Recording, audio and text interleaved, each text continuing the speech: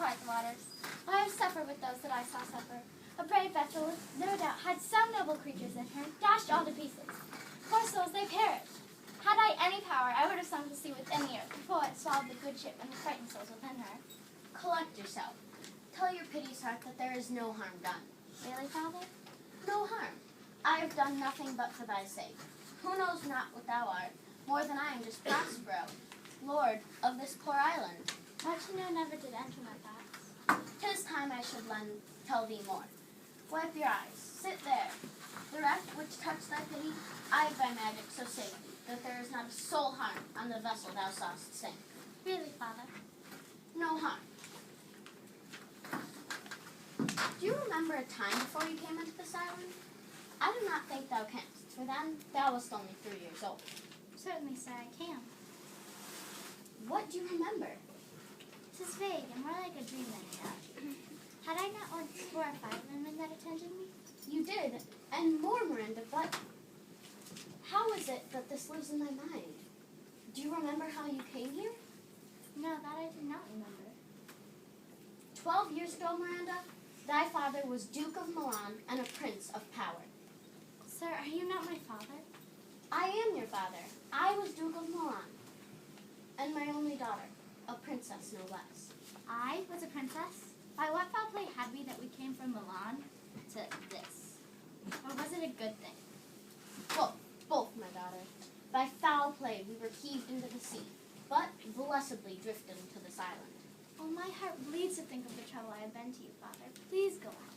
You have an uncle named Antonio, my brother. Oh, that a brother should be so wicked. Well, I'll let him govern in my place while I study my great books of magic. Are you listening to me? Oh, yes, sir. Well, your uncle began to wish for more power and more power, because he took advantage of my desire to better my mind. He wanted to be the royal duke himself, with absolute power. Do you hear me? The tale, sir, would cure deafness. My library was dukedom large enough for me. Now, your uncle Antonio went to the King of Naples. Now, this King of Naples had been mine enemy for a long time. Antonio promised to pay the king twice the tribute and taxes I had paid if the king would usurp my dukedom and give it over unto him, my brother. The king agreed, and then within the night, Antonio and his henchmen abducted me and my crying child. You, yourself. Why did they at that hour not destroy us? You might ask, my dear daughter. They did not dare, for I was too well loved by the people. But they hurried us aboard a ship in the dead of darkness. There they put us on a rotten carcass of a boat, not rigged, nor sail, nor mast. The very rats had abandoned it. There they left us to the mercy of the storm. Oh, Father, what trouble must I have been? Please go on. Now, how came we ashore? by divine providence, some food we had, and some fresh water that a nobleman, Gonzalo, out of his charity, did stuff us with rich garments and necessaries, which have since saved our lives. And knowing I loved my books, he furnished me with volumes from my library that I prize above my dukedom. I wish I could see this man named Gonzalo. Now, I arise. Sit still and hear the last of our sea sorrows. Here have I, thy schoolmaster, taught thee more than other princesses have tutors not so carefully. Heavens, thank you for it. And now, for 'tis still beating in my mind, your reason for raising this restore? I will tell you this much. By accident most strange, bountiful fortune hath brought mine enemies to this very shore. And by my magic, here's my opportunity. If I don't take it, my fortune will ever droop. Cease with questions. Thou art inclined to sleep. You have no choice. Come, my Ariel. I'm ready now. Approach, my Ariel. Come. All hail, great master, good sir, hail. I come to enter thy best pleasure, be it to fly, to swim, to dive into fire, to ride on curled clouds, to thy strongest spinning command. Ariel, Hast thou, spirit, plus the Tempest which I ordered? to the last detail, I boarded the king's ship. Now on the deck, now on the waist, the beak, in every cabin, I flamed. Amazing. Sometimes, I divide and burn in many places at once. On the topmast, on the bowsprit, would I flame simply, then meet and join. Lightning and thunderclaps were not more frightening. Well done, my spirit. And who was so brave that this experience did not infect his reason? Not a soul. Everyone felt a fear of the mad and played some tricks of desperation. All but the mariners plunged into the foamy brine and quit the vessel. And, as he ordered, I would disperse them in groups about the island. The king's son, Ferdinand, had I left sitting alone, sighing and sitting, his arms folded thus. That was well done. But what did you do with the ship, the mariners, and all the rest of the fleet? The king's ship is safely in the bay, in the deep nook she sit. The mariners are all fast asleep under hatches stowed. And, as for the rest of the fleet, they are found safely among the Mediterranean for home, for Naples, thinking these how the king's ship wrecked and the king drowned. That was well done. Now, what's the time of day? Past noon. The time twixt 6 and now by us be spent most preciously. Is there more toil? Remember what thou hast promised me, which thou hast not performed. How now? What canst thou command? My liberty! Before time be out? No, indeed. I beg you, sir, remember, I've done thee worthy service, told thee no lies, served thy pride, or grumbling. Thou didst promise to free me a full year ago. Remember the torment I did free thee from? Yes, sir, I do. Thou liest. Hast thou forgot foul Sycorax? Hast thou forgot her? No. That woman was hither brought her child, and here left by sailors. You a spirit too delicate to uphold her earthy and abhorred commands. So she did confine me in a pine, without us painfully remain a dozen years. And then she died. Was this island saved? For the son she did bring here, a freckled whelp hag born not honored with a human shape? Yes, Caliban, her son. Dull thing he, that Caliban, whom I now keep in service. If you continue to complain, I will lock thee in the knotty entrails of an oak, for thou howlest away 12 winters. Pardon, master, I will obey your commands. Do so, and after 2 days you shall have your freedom. Oh, noble master, what shall I do? Say. Make thyself like a nymph over sea. Take this shape, and then return to me. Go! Awake, dear heart, awake. Thou hast slept well. Awake.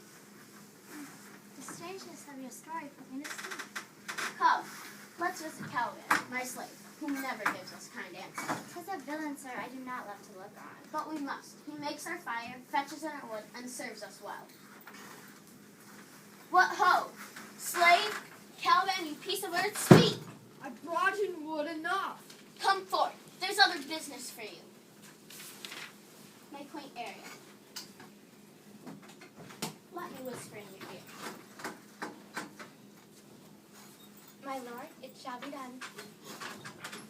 Come forth, you tortoise. Come forth, I say. A curse on you, both of you. For this, tonight you shall have cramps. You shall be pinched by spirits, as thick as honeycombs, each pinch more stinging than the bees that made them.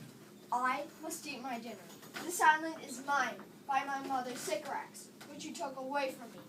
You used to stroke me and make much of me. You used to give me water with berries in it and teach me how to name the big stars. Then I loved you and showed you all the fresh springs and fertile places. Curse me that I did so. May all the charms of Sycorax, toads, beetles, bats, light on you. For I am all the subjects that you had, and I used to be my own king.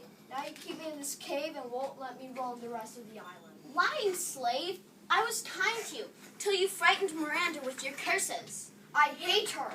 By Caliban, I pitied thee, took pains in teaching me to speak, taught you each hour one thing to another. You taught me you taught me language, and my profit is I know how to curse. I curse you for teaching me. Brute, be gone. Fetch us in fuel and be quick about it.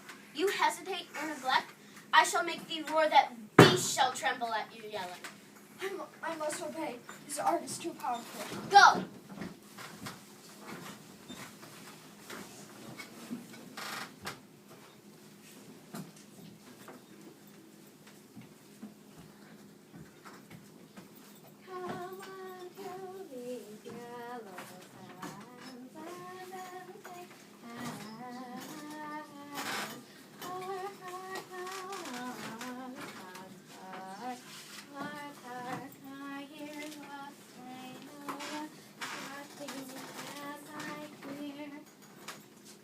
Where's the music coming from? The air or the earth? Sounds no more. Sitting on a bank, weeping for the king, my father's death? And this magic crept by me upon the waters, and I have followed it here. But 'tis gone. No, it begins again. Follow fathom, silent fatherland, silent and coral maid. Those who said that were his eyes, nothing of them but that fate. The glass over his sea change into something richer fate. He lives sadly waketh the heart, now I hear the wind and growl. The song is about my drowned father. This is no mortal business, nor no natural sound. I hear it now, above me. Look, Miranda. Tell me what you see yonder. What is it? A spirit? It carries a bright form, but it is a spirit. No, child. It eats and sleeps as we do. This boy you see was in the wreck and strays about to find his companions. I might call him a thing divine, for nothing natural I ever saw so handsome. That must be the goddess of these songs. May I please know if you live on this island, and will you tell me where I am? My prime quest is if you be real or a vision. But certainly I am real. She speaks my language, heavens, and the best of them that speaks this speech, were I but were 'tis spoken. The best?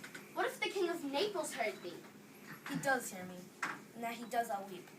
I am now the king of Naples, who with my own eyes beheld the king my father drowned. Alas. Yes, and all his lords. It goes, I see, as I wish. At first sight, they have fallen in love. Spirit, fine Ariel, I'll free thee within 2 days for this. One word I charge you. You are not the king of Naples, but a spy that has come to take this island from me. No, as I am a man. There is nothing ill that could dwell in such a temple. If the ill spirit has such a fair house, good things will strive to swell within it. Come, I'll manacle your feet and neck together. Seawater shalt thou drink, and thy food shall be withered roots. No, I will resist. Oh, Father, don't treat him badly. You raise your sword, but dare not strike. Your conscience is too guilty. I can disarm you with this stick here and make your weapon drop. I beseech you, Father. Hang that on my garments. Sir, have pity. I'll vouch for his good conduct. Come, I've paralyzed you with my magic. Speak you not for him. I can't move, but your threats are nothing to me. If I can but through my prison once a day behold this maid. Come. Have comfort. My father is of a better nature than he appears to be. He is usually very kind. Come, follow. Speak you not for him. Ariel, I'll free you within 2 days of this, and you shall be as free as the mountain wind. But you must do exactly as I command. To the syllable. Come, follow.